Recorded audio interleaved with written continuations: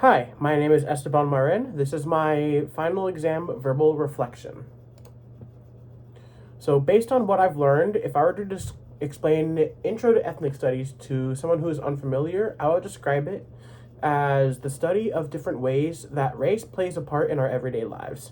From things like zoning laws, schooling, almost every single part of modern day life is based around race relations, even if you don't think about it, like the way the schools that you're sent to, like the neighborhoods that you're able to afford as a certain like race, like things like that. That's like ethnic studies. It's about analyzing the social construct of race and how it applies to all aspects of life and how we can maybe mitigate some of the effects that affect certain minority groups more.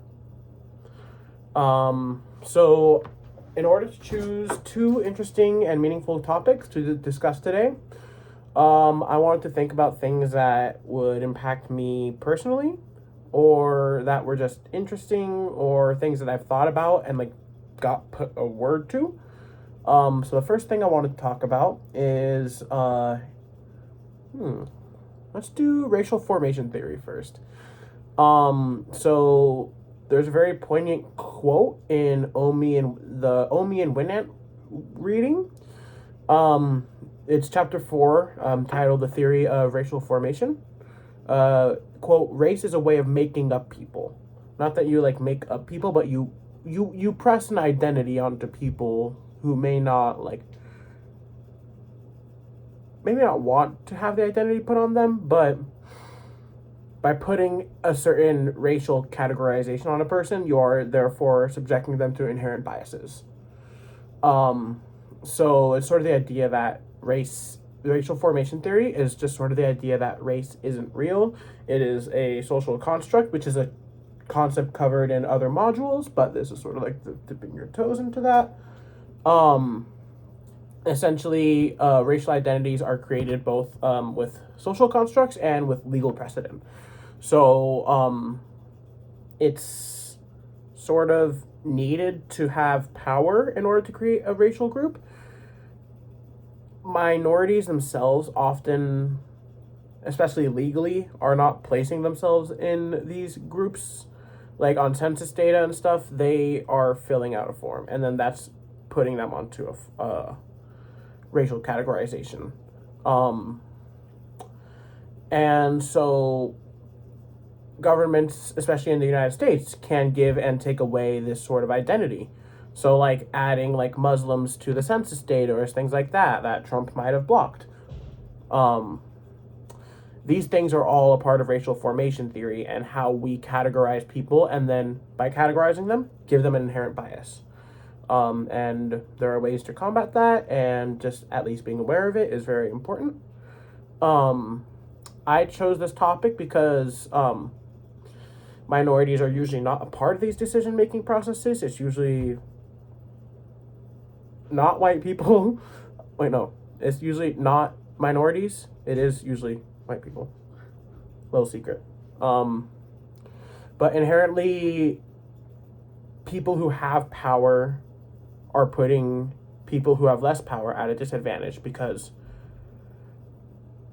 the way people interact with people who are categorized in a certain way will be different. They will maybe be eligible for less benefits, or like if you look on a form and it says like they're Hispanic Latino, like a certain someone may get like turned off by that. So it's really important to know that and be aware of it.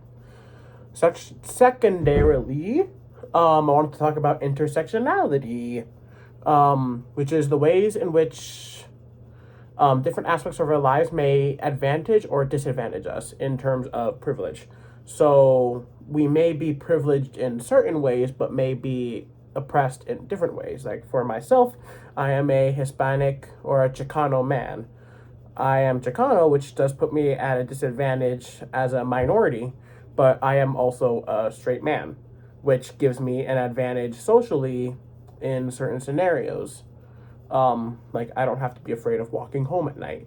I'm not afraid in public. These are things that are privileges to men. And so I have those privileges, but at the same time, I do not have the privilege of people looking at me and saying I do not look ethnic. And that can cause problems for me. Or I also, in my notes for this, wrote down some of my friends' examples. I have friends who are gay women, and they are women and they are gay, which are both an oppressed group in different ways, but they are also white women, which being white would give you an inherent safety in certain situations. But in other situations, being a woman might make you more unsafe, or being gay maybe make you unsafe in a different way. It's just all these different layers, and being aware of like how your identity is shaped and how you may in certain scenarios be more advantaged or more disadvantaged. And I found this really interesting, because I feel like sometimes people are classified as just one sort of oppressed class, I guess. But it's important to acknowledge all these parts of you, like not only the parts that put you at a disadvantage, but I think at the same time, in order to fight against the disadvantage you do have, you have to recognize the privileges that you have, and use them in good ways. I mean, there are good ways to use privilege, like being white and speaking up for gay rights or civil rights. Like that has an inherent power to it, I guess. Maybe not inherent power, but like there's a certain weight to like crossing that sort of barrier. So being aware of intersectionality, knowing your different types of privileges, and knowing where you stand, sort of. So this was also sort of theorized most by Patricia Hill Collins. She wrote a bunch of stuff on it.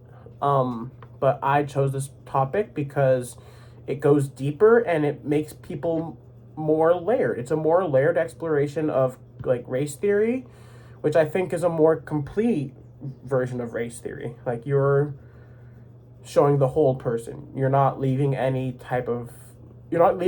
aspect of their identity out. And it also emphasizes the need for people with different privileges and oppressions to work together. And finally, how would I imagine using the tools and content I've learned in this class beyond this class? Well, I am a photographer. I do like fine art work. And a lot of work is inherently political. It's inherently ethnic. I think through this class, I've wanted to explore my identity through my art more and be more in touch with the different aspects of my identity, and my ethnicity. I think also intersectionality was really interesting, and I think I want to be more aware of like the different privileges and oppressions I have. That stuck with me since we went through that module. But yeah, overall great class. Thank you, and have a great summer. Thanks for a great term.